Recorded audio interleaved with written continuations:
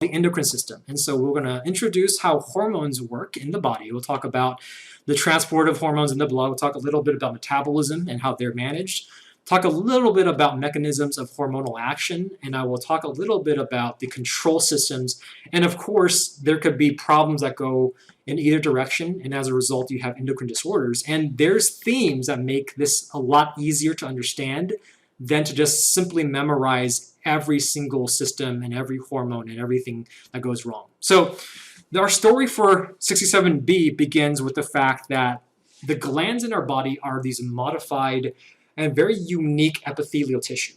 They have a dedicated cell type, and they have a dedicated set of genes inside their nucleus that will code and create a specific kind of chemical. Those chemicals will then oftentimes have a wide variety of responses in our body. Right? They can differentiate cell growth, they could cause structural changes, they can cause metabolic changes, etc. But there's a theme here. All the endocrine gland works as so. You have some kind of a gland that will secrete a chemical that has to get into the bloodstream, and the bloodstream will carry that chemical to a target receptor. And there are different classes of chemicals, which brings me to the next slide. The hormone classes of our human body are divided into three major categories. Technically two, but the first two are kind of lumped together in some cases.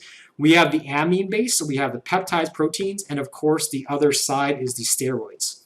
And the way that this makes sense is that you should always be aware if these chemicals are water-liking and hydrophilic, or are these chemicals hydrophobic. The hydrophilic chemicals tend to have a property. The property is that the receptors for those chemicals are always going to be found on the cell membrane of the target cell. Whereas the steroid-based chemicals oftentimes have their receptors found intracellularly, inside the cell. And that will make a little bit more sense as you go on. So if this does not ring any bells, don't worry, just make sure to watch my YouTube videos. So the amine hormones that we have here are some examples that you are probably aware of. You probably just didn't know exactly how they look or maybe what the full names are. But the first one we have is a famous hormone known as T4, thyroxine, tetraiodothyronine. This is a chemical that regulates the human body's metabolism. There's a very close cousin to it called T3, triiodothyronine. And as you can see on the picture here, the only difference is the number of iodine. Right? So you probably also heard of the fact that having adequate amount of kelp and sushi and seaweed, that is really helpful for your iodine function and your thyroid function. Iodine deficiency is one of the major causes to lead into goiter, and obviously there are other kinds of goiters that could occur, hypotoxic goiters, hypertoxic goiters, but it all comes down to having the adequate amount of the mineral to be able to generate this chemical. And then another close cousin to this, if you look on the bottom, is you'll see that epinephrine and norepinephrine and dopamine are all from the same chemical. They all come from an amino acid known as phenylalanine. And they are simply different based on the receptor they bind, but also just the side chain over here, right? So you can see that norepinephrine and epinephrine are very closely linked. Dopamine, right? That same feeling of rewardness in the brain makes you feel good and happy. These chemicals are so similarly kept and generated that they are no more than one reaction apart. And so when you get that dopamine rush, you oftentimes will have some release of adrenaline as well. Right, that's what makes addiction an addiction. Right? We all love to do something, and when you are addicted to something, whether it be gaming, or if you like to party, or if you like to work out, or some kind of addiction that you have generates these chemicals, and it causes your body to be overwhelmed, and the receptors can then elicit that response. So here's a picture of showing you how peptide and protein hormones operate, and this is a very general storyline of how they are brought to the table. Right? So we're not going to use any specific examples just yet, but you'll see on the bottom left-hand side, there is 4 steps in protein peptide hormone formation. It begins with a form called the pre-pro hormone. This is a version of a hormone that is not fully functional, and it has to be modified and cleaved. On the upper right-hand side, you can see insulin as an example. Starts off as a pro-insulin form, where there's a segment of it that is actually going to be coded for the protein to get away and remove the sugar, but there's also a segment that has to be cut off.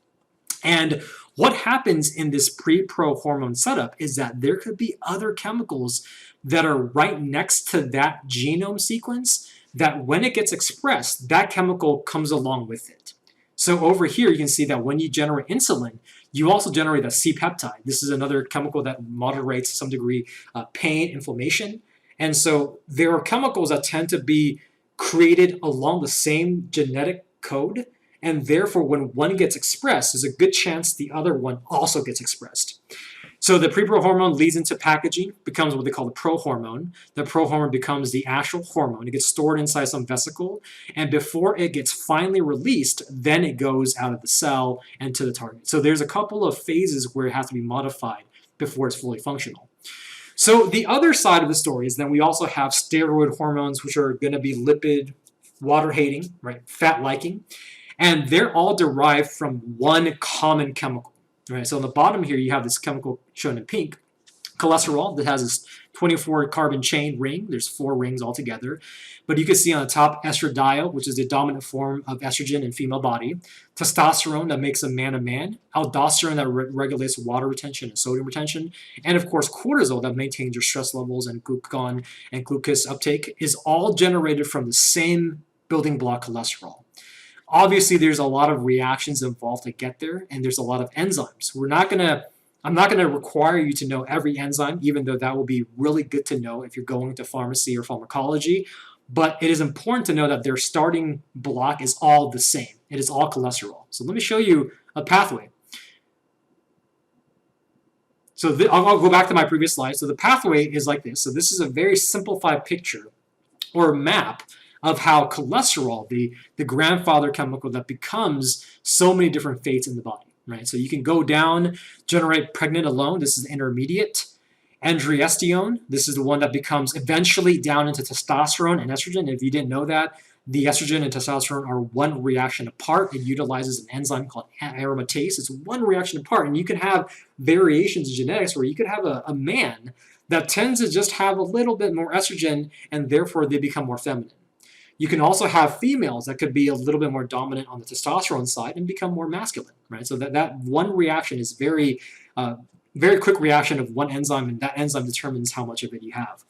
So in the middle chain here, you can see pregnant alone can become over here dehydroxy, progesterone, 17-hydroxy, and then goes through another series of reactions. It becomes cortisol. That's the end hormone that operates inside the body to generate that stress-relieving responses. It gives you that short burst of energy.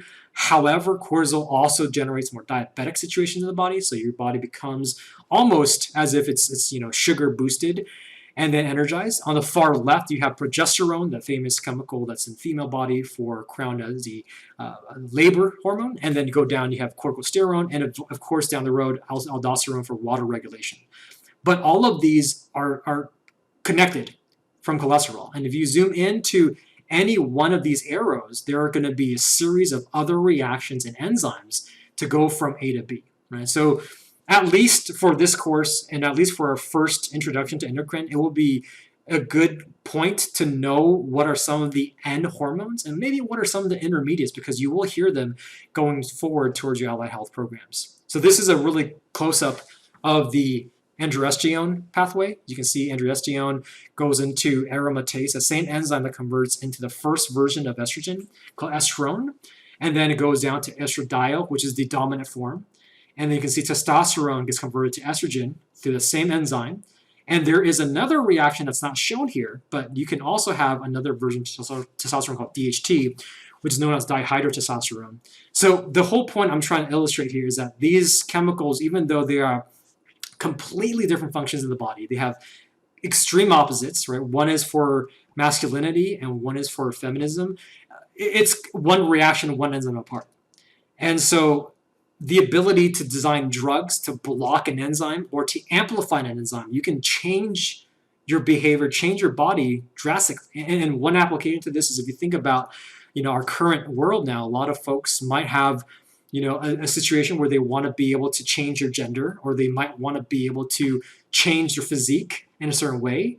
And there are plenty of pharmaceutics out there that are designed to block aromatase, to amplify aromatase, to block DHT, to target the receptors, and that can change your physiology completely, right? You can see a lot of celebrities, a lot of famous people out there that were once a male and now have become a female, or the vice versa. So let's go back up here to this picture. And this is a picture showing you how those steroid chemicals are formed, right? So just like I showed you with the pro hormones and pre-pro insulin, this is an example of how those steroid hormones are generated. You can see on the top of this picture, you have a quick review of the G proteins we talked about in 67A. This is a pathway of utilizing a chemical that binds to a first receptor, that's called the first messenger, that will activate a G protein. G proteins always have three parts, alpha, beta, gamma.